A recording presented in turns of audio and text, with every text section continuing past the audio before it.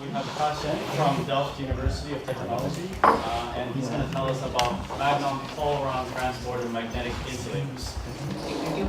So, yeah, I will talk about the Magnon-polaron transport in magnetic insulator. So the first question is, what is Magnon-polaron? So the Magnon-polaron here, I mean the hybridization state between magnon and phonon.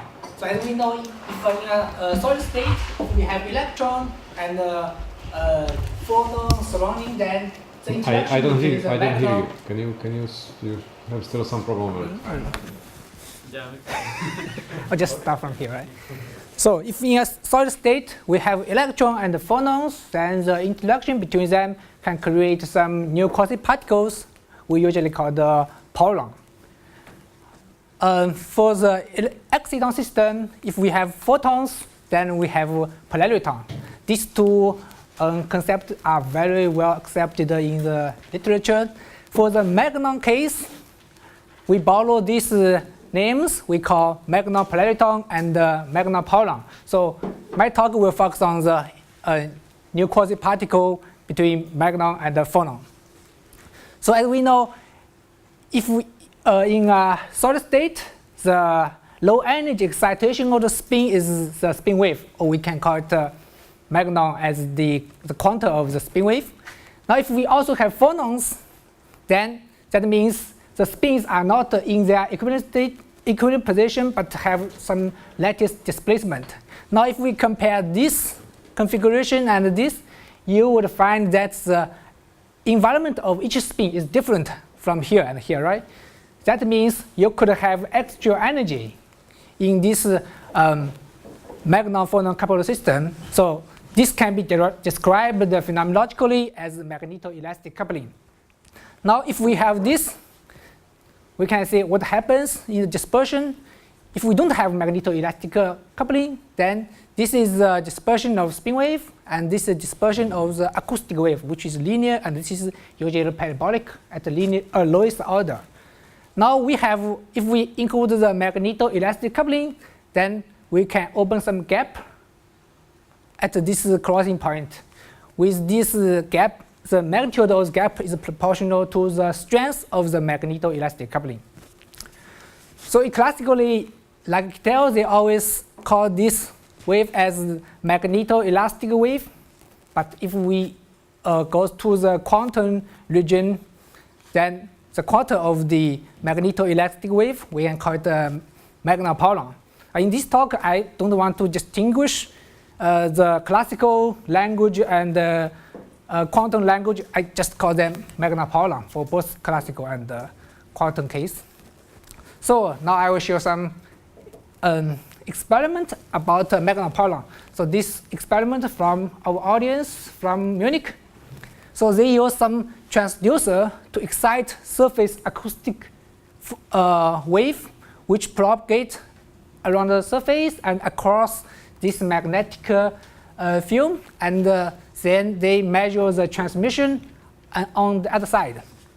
So this is a transmission which measured in this side.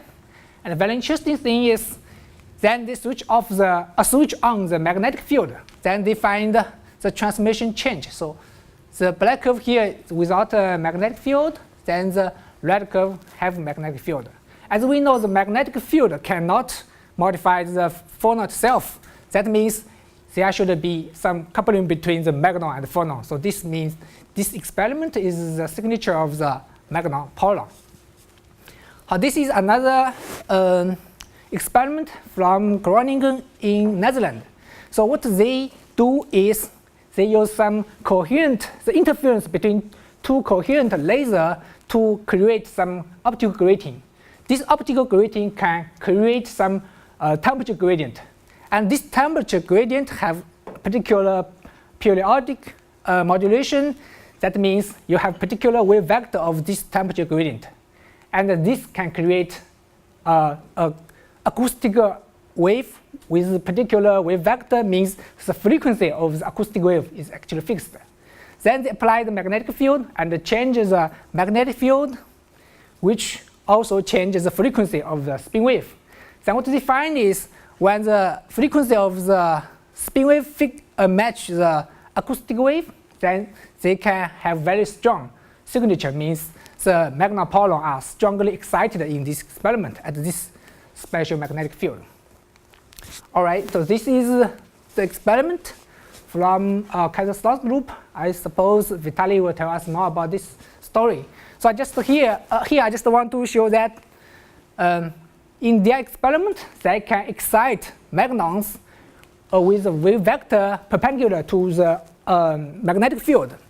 Then they let its dynamics and to detect the distribution in momentum and frequency space, and which can be measured like from Boolean light scattering technique. And the very interesting thing is, so this is the experiment. We can see the magnon have accumulation not only at this minimum energy state, but also have this crossing state. So this is the acoustic phonon dispersion, and this is magnon. So this is what we call the Magnon-polaron state here. So we can see here have very strong accumulation at this state. So in this talk, I will basically focus on two questions. One is, what is the Magnon-polaron effect in laser-induced dynamics? And the other is, what's the effect of Magnon-polaron in spin-Seebeck effect? Basically, here I will just focus on the longitudinal spin-Seebeck effect. Okay, so from the first topic. So this is typical pump probe technique in like optical experiment. So first, use some pulse to excite this sample. I will focus on the localized excitation, and then the second pulse to detect the dynamics of the magnetization, or you could say spin wave. All right. So depending on the pumping pulse, in principle, you can excite both. You can have both magneto-optical effect and also local heating effect. So for the magneto-optical effect, for example, if with the magnetic field is in plane, that means magnetization is also in plane in equivalent state. Then if we have circular polarized laser, then this circular polarized laser will create auto-plane magnetization, a magnetic field, sorry. And this kind of auto-plane magnetic field can tilt this magnetization. As a result, so this is the original distribution of magnetization. Due to this tilt, then the magnetization tilt a little bit. So after the pumping pulse, there is no auto-plane magnetic field, but you still have in-plane magnetization due to the external magnetic field, or also this internal magnetic field. So this magnetization will start to rotate, and this rotation will pump some spin wave, which can be shown here. So this figure is from a paper by Sato. So this is actually a snapshot of the magnetization, which is measured after like several nanoseconds after the pumping. So the red color and the blue color means the magnetization is auto-plane and into the plane. You can see, well, they have both auto-plane and into the plane component. That means this kind of like spin wave distribution. All right. Now, so this is from the inverse Faraday effect, or we can call it magneto-optical effect. In the meantime, if we think about the local heating due to the laser, then we can have more effect. For example, if we have some local heating, that will decrease the magnitude of the magnetization, which is actually the demagnetization effect. So if we look at this magnetization, we can regard it as a superposition between the original magnetization and an additional magnetization in the opposite direction, right? If we add them up, then it is equivalent to this. Now we can just forget all these blue curves, blue arrows, and focus on this new contribution of the black arrows. This arrow creates some dipole field, which is spatial dependence. And due to this kind of spatial dependent dipole field, then all these spins, the blue curves, blue arrows will rotate. And this can create some spin wave. And furthermore, due to this local heating, so if this area is heated up, that means the lattice will try to have thermal expansion, right? That means there will be here will be like thicker. In the meantime, due to the relax of the strain, we can also have propagating acoustic phonon, or you can have sound pulse. So this sound pulse can also pump magnetization dynamics due to the magneto-elastic coupling. So I will also focus on this, also show the result of these things.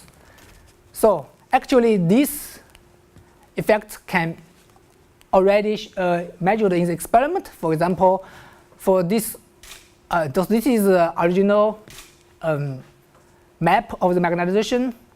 This, then they use some laser pulse, and then they wait sometimes to map the new magnetization dynamics. Then, for example, at the 1.2 nanosecond, so this is the area you can see is a little bit bright and a little bit dark, and here also like a little bit bright, dark, bright, dark. And so this effect, as claimed by the authors, that this is from the demagnetization effect. In the meantime, if we look closely, for example, here we have this kind of circles, right? And these circles at the very beginning is very small, and it becomes larger, larger, and larger. And the broadening, the speed of this broadening is proportional to the phonon velocity. So this must relate to the phonon. More nicely, figure was shown by Ogawa from Japan. So they can measure the magnetization distribution of this kind of circles. You can see at the very beginning, this is a laser spot, and then they have signals broad in time. And they estimate the speed of the broadening of this four-fold arcs, which have the velocity of the longitudinal phonon.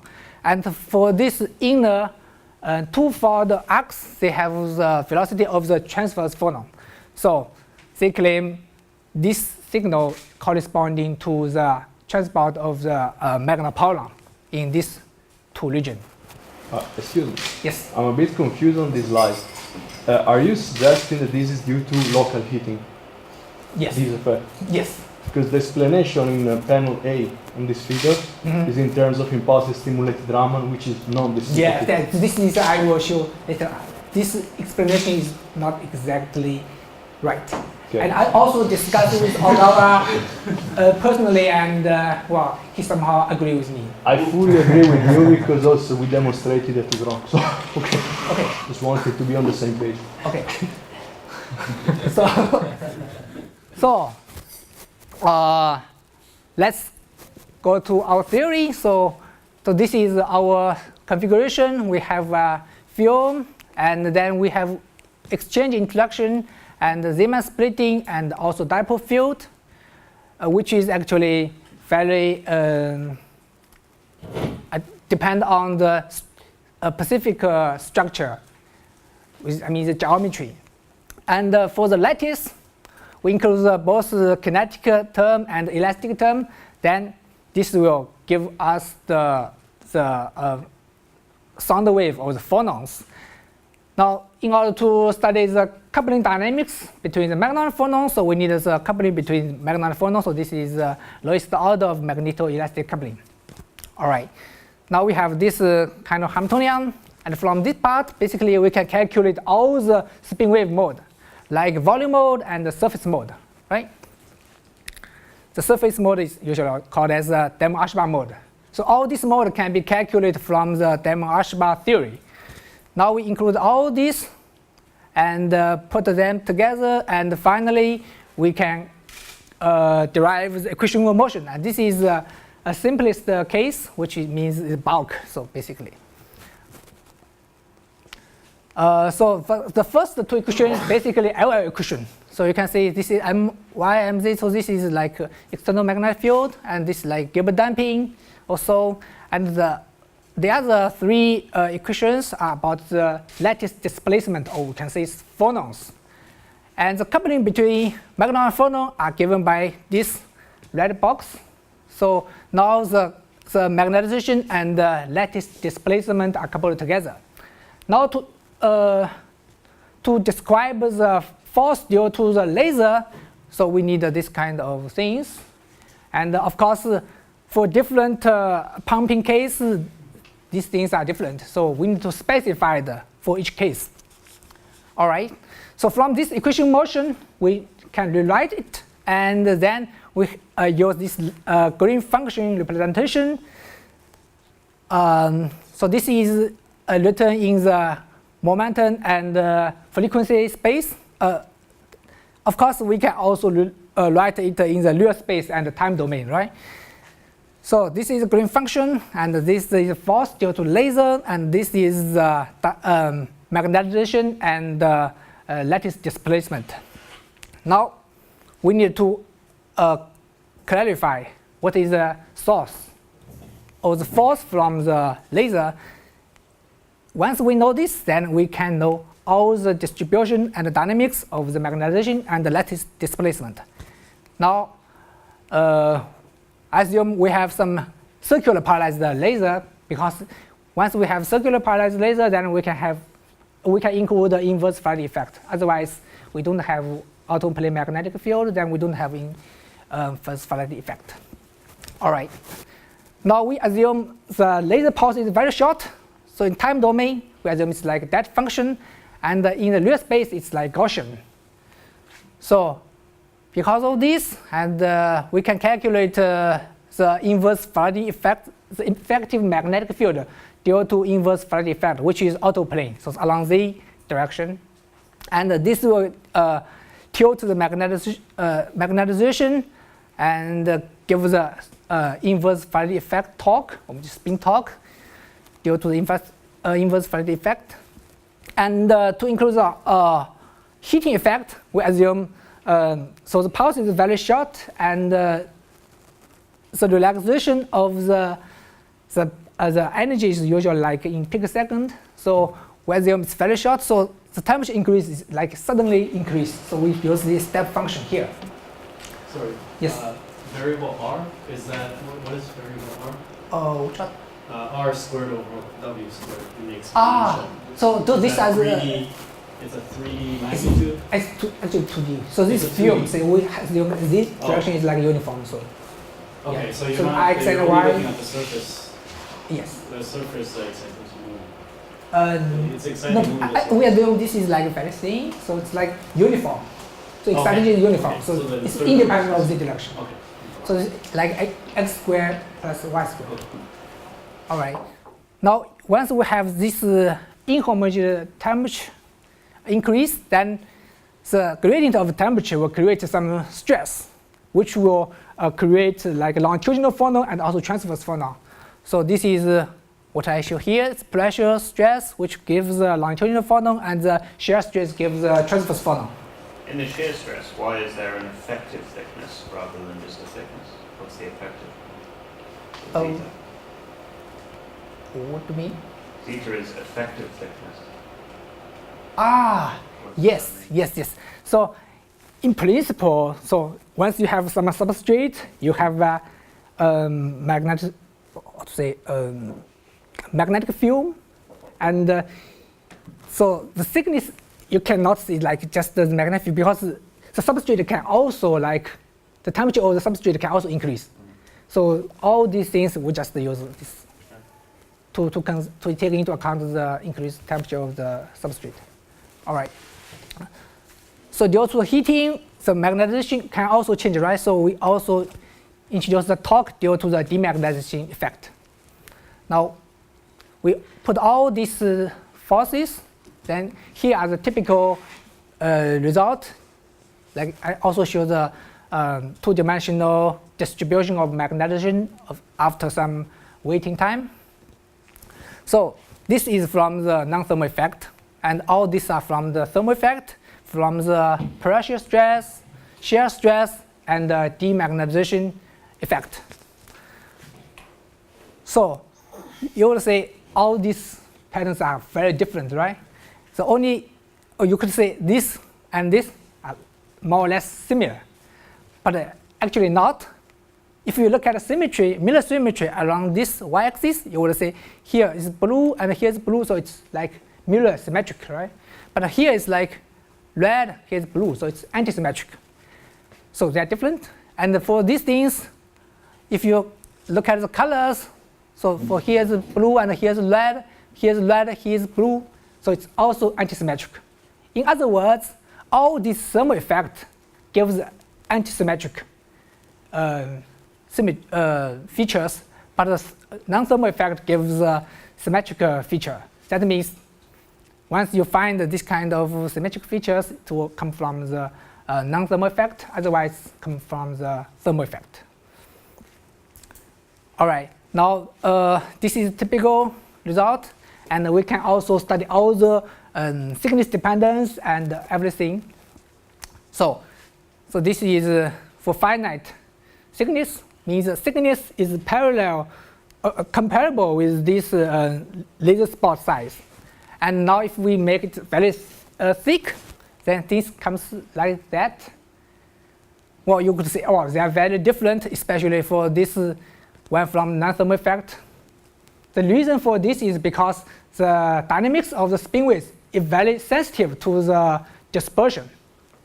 When the thickness changes, then the dispersion changes quite a lot. That gives this kind of very different features. But if you look at the symmetries, this is symmetric and this is also symmetric. And for this is antisymmetric and this is also antisymmetric. So the symmetry is more reliable. So now let's look at the damping effect. So for this case, we use a very small damping, like E, it's like 10 to minus 4. That's given like this. Now if we increase the damping, then things changes, especially for this, right? So actually, for this case, the phonon is almost irrelevant because the damping is very small, then all the spin dynamics is determined by the inverse Faraday effect. Now, if the damping is very large, means the original spin wave due to the inverse Faraday effect have very short lifetime, then the phonon can show some features. I wasn't looking at it, so what does damping mean here? Is this Give the me strength? Yeah, but is it the strength of the coupling between the magnetic dynamics and the lattice system, let's say, or are you putting in a damping on top of that? Because in YIG, for example, the Gilbert damping should be mostly related to the coupling of the magnetic system to the phonon system. Yeah, so this is like, well, but for damping, you can also have like impurity or substrate and different things, so we just separate them, make like. So this alpha is just for the magnetic. Yeah, so this is not like bulk, so you have some substrate or something like that. So we just make a phonon lifetime and Magnon lifetime like separately. So like. Can you estimate the damping contribution that you get from coupling the two systems? Well, if we have experimented, then it's possible. Yeah, for my theoretical calculation, I just like put them as the input parameters. So that's what I did here. So anyway, so this is from non-thermal effect. Even these things, I just mentioned this from the phonon, right? Phonon mediated spin wave dynamics. But if you could look at the symmetry, you will see this feature actually also symmetric with respect to this y-axis. So the symmetry for this arcs is the same as this. So the signal from non-thermal effect always have symmetrical feature, but the signal from the thermal effect have the anti-symmetrical feature. So this is very solid. And now let's give some comparison with the experiment. So this is, as I already showed, from Ogawa's experiment for like 2 waiting time, and this is from our fitting. I would say they are reasonable agreement, right? So if we look at the features, well, this arcs from the phonons, and from the symmetry, you can see this like from thermal effect. Now this is an experiment from our collaborator Hashimoto from Japan. So what he did, he can track the time evolution of this spin wave dynamics, and he used a Fourier transform in real space and also the time domain. Then he can give the dispersion. What we can see here is, so we can clearly see so these different figures means the angle between the wave vector and the magnetic field changes, right? So this, for the first figure, wave vector is parallel to the external magnetic field. We can see, so this is the dispersion of the spin wave, and he also shows some signal along this, which is linear in K, means related to the phonons. Now when this angle changes, then this linear case always there, right? So I mean the phonon dispersion is independent of the angle, but the acoustic, Magnon dispersion changes quite a lot. After some angle, then you could say there are 2 branches. Means in the large angle case, the Delft mode or surface Magnon mode are also excited. So this is shown very clearly. Now for these figures, so he showed the external magnetic field. So this is the same as this figure. So it's a very small magnetic field. Then he increased the magnetic field. Then this spin wave dispersion shift up. At this case, you can. So for this small magnetic field, you can see this crossing point, right? But here you don't see any crossing point. But you can still have this phonon branches, right? All right. So this is this figure shows the evolution of the dispersion, or how these signals build up in time. So you can see at larger magnetic field, it's almost independent of time. But for weak magnetic field, you can see at this crossing point, it becomes stronger and stronger. That means like resonant excitation. All right. So this is from the resonant excitation, but there is no resonant excitation at this case. But you can still have phonons, right? And for this, these figures show the time evolution along this dashed line. You could say, well, at a very short time there is nothing, and then at this resonant point it's become stronger and stronger. And this is from our theoretical calculation. You could say it's comparable, right? All right. Now I want to show why to show the to explain the question from Bavi. So instead of you change the magnetic field, now I want to like change the size of the excitation. Basically, they are the same. At the very small excitation spot, that means the region of in K space of the spin wave actually is very large, which I mean in this region all these states are efficiently excited. And so this is x-axis, and so this I give the kx, ky, kz for 3 directions. So this theta is the direction, the angle between the x-axis and the wave vector. So for kx, the dispersion is given like this, the magnetic dispersion. We can see at this crossing point are efficiently excited, because this function gives the efficiency of the excitation. And for this kc, the dispersion is given like this. You could say in this case, actually, the crossing points are not that efficiently excited. Now, if we make this spot size a little bit larger, that means in k space it has become smaller, right? So this is the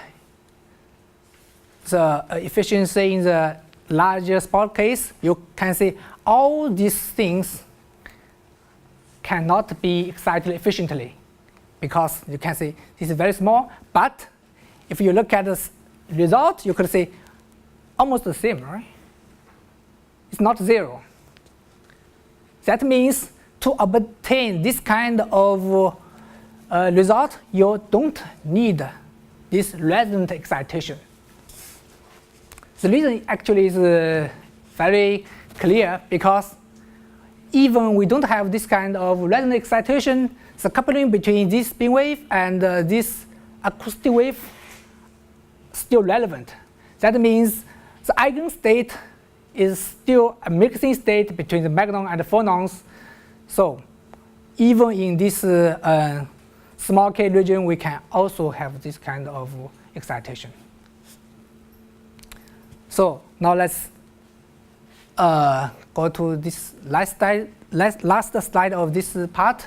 So I already showed the non-resonant excitation and resonant excitation. So for this kind of strong crossing point, means you have resonant excitation. For this case, basically it's non-resonant excitation. And so in this experiment, actually their spot size a little bit larger than this crossing point. So what their excitation is in this region. So they didn't touch this point. In other words, so their excitation is not from this picture, but just the non-resonant excitation.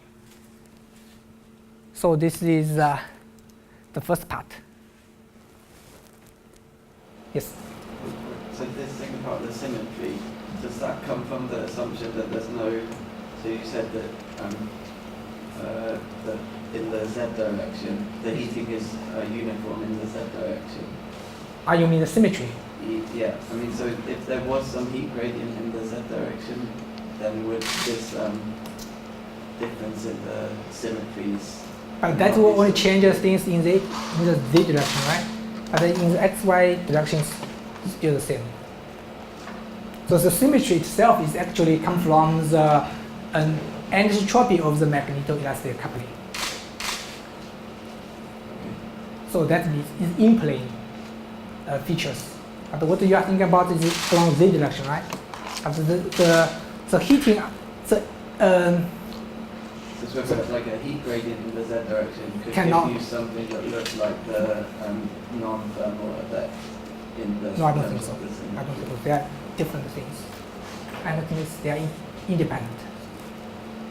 Okay. So, sorry? Do you talk N already? I'm confused already. Sorry? Do you have more slides? For the first part, I already finished. Oh, so okay. then I was to next. Okay. So David, I already answer your question? Fine. Okay, yeah.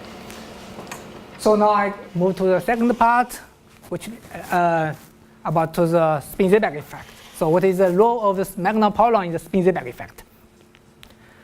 So now in spin-Seebeck effect, first we have temperature gradient. Then this temperature gradient will drive spin current due to the magnon, right? And this magnon arrive this interface and inject the spin current in this normal metal and create some inverse spin Hall signal. And the the signal is actually proportional to the spin current or Magnon current in this magnetic field. Now, if we have Magnon-polaron, and we know Magnon-polaron have the feature of a component of the Magnon. That means the Magnon different. Magnon-polaron is not the same as the Magnon itself. That it should have some effect in this kind of spin-Seebeck transport. So very happy when we decide to study this work. We receive the data from Kikawa in Sunday. What he obtained is he tried to change the magnetic field in this case. So he find very special features here, and he also noticed at the very small magnetic field, the dispersion of the Magnon and the phonon looks like this. But at this point, after this peak, he noticed that the dispersion of the Magnon and the phonon like this. So this and this are quite different, right? So he supposed this may come from this transition from this case to this case. Now we built a theory to study this problem, and so we use a Boltzmann theory. So first, we need to quantize the Hamiltonian for Magnon and this phonon and the Magnon-phonon coupling. And by putting them together and we do a diagonalization, then this is the dispersion we have. So this is a Magnon dispersion and a transverse phonon dispersion and the longitudinal phonon. And at this crossing point, so we have this anti-crossing, right? From this diagonalization, we obtain all the frequencies and the wave vectors. Then we can apply the Boltzmann theory. So this we introduce some scattering potential. For example, this is scattering potential of the phonons, and this is scattering potential for the magnons. Here we use a short-range impurity because the impurity scattering is dominant at low temperature, and we focus on the temperature below 50 Kelvin. So that's why we can use this impurity scattering potential. So this is the Boltzmann equation, and from this scattering potential, we can calculate the relaxation rate. And so this function is the wave function of the Magnon-polaron. So include both Magnon and the phonon components. So this is like a combination of Magnon and the phonon. All right. So once we have this rate, and we can do linearized. We can linearize this Boltzmann equation and calculate the transport property. Here we show the spin current or Magnon current. From this Magnon current, so this is temperature gradient, and this is a spin-Seebeck tensor. So in principle it's tensor, but for the longitudinal, just use like XX. So it's all right. Now we calculate the longitudinal spin-Seebeck as a function of the magnetic field.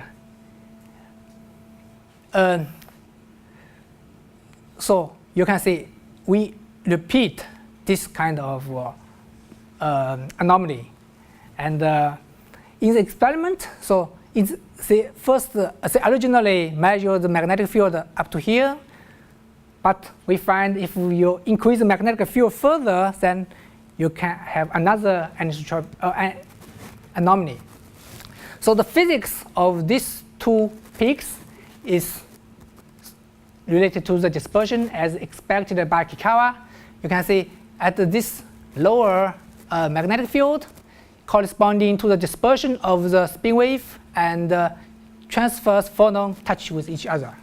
And for this larger magnetic field case, so the spin wave dispersion touch with the longitudinal dispersion.